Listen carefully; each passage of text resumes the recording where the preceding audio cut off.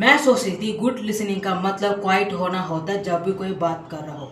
मैं बिलीव करती थी कि अगर मैं किसी को कॉन्वर्सेशन के वक्त बीच में इंटरप्रेट नहीं करूंगी तो I will become a good listener. लेकिन मैं एक चीज़ रियलाइज ही नहीं किया, ये है कि जब भी कोई मुझसे बात करता है ना, तो मेरा माइंड रिप्लाई देने के लिए प्रिपेयर कर रहा होता है, जज कर रहा होता है, डिस्ट्रैक्ट हो रहा होता है। इन शॉर्ट में बोलूँ तो मैं उनकी बातें लिसन तो कर रही होती हूँ, बट एक्चुअली मैं अपने टर्न का वेट कर रही होती हूँ।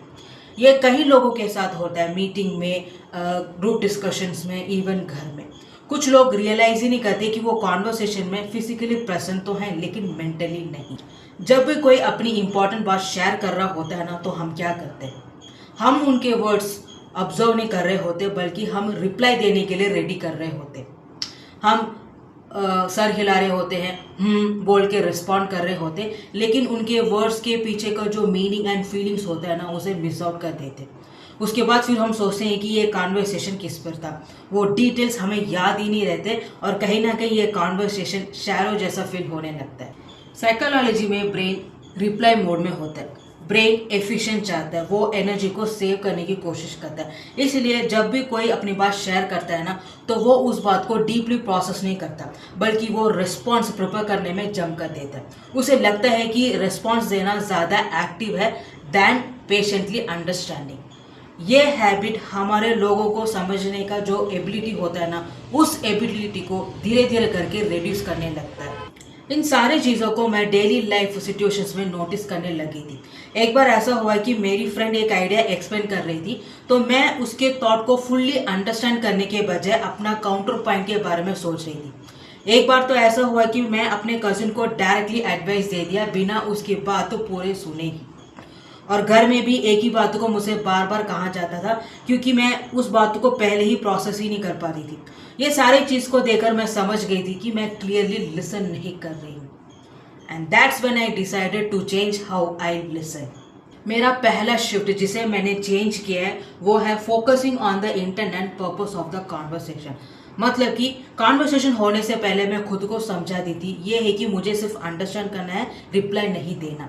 जब भी कोई मुझसे बात करता है ना, तो सबसे पहले मैं उसे ऑब्जर्व करती हूँ, लाइक उनके टोन को, उनके इमोशंस को, उनके बॉडी लैंग्वेज को, उनके वर्ड्स के पीछे का जो मीनिंग होता है ना, उसे अंडरस्टैंड करने की कोशिश करती हूँ। मतलब कि अगर कोई इंपॉर्टेंट बात एक्सप्लेन कर रहा है ना, तो मैं ये अंडरस्टैंड करने की कोशिश करती हूँ कि वो इस कॉन्वर्सेशन से क्या आउटकम चाहता है। अगर कोई अपनी प्रॉब्लम शेयर कर रहा है ना, तो मेरा फोकस यही होता है कि वो इस वक्त उस प्रॉब्लम की वजह से क्या फील कर रहा है। जब ये मैं सारी चीज़ें कर रही होती ना, तो मेरे माइंड में जो भी डिस्ट्रैक्शंस आता है ना, उसे थोड़ा थोड़ा करके इग्नोर कर देती हूँ। फ़ोन नहीं देखती, इधर उधर देखकर टाइम पास नहीं करती, आई कांटेक्ट मेंटेन करती हूँ। इस स्मॉल एक्शंस को देखकर मेरा ब्रेन समझ गया था कि ये कॉन्वर्सेशन इंपॉर्टेंट है, तो ये अटेंशन डिजर्व करते हैं। सेकेंड शिफ्ट जिसे मैंने चेंज किया है वो है आस्किंग क्वेश्चंस। मुझे लगता था कि कॉन्वर्सेशन में अगर क्वेश्चंस पूछे ना, तो सामने वाले बुरा मान सकते हैं, awkward लग सकता है, या फिर कॉन्वर्सेशन का फ्लो ही टूट सकता है। लेकिन कई कॉन्वर्सेशन के बाद मुझे समझ आया कि क्वेश्चन पूछने से अंडरस्टैंडिंग इंप्रूव होती है।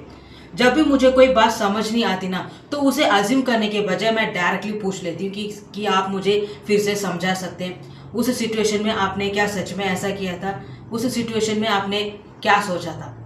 तो ऐसे क्वेश्चन पूछने से सामने वाले अपनी बात को लेके और भी ओपन अप होते हैं, मिसअंडरस्टैंडिंग क्लियर हो जाती है एंड कॉन्वर्सेशन में वो कंफर्टेबल भी फील करते हैं।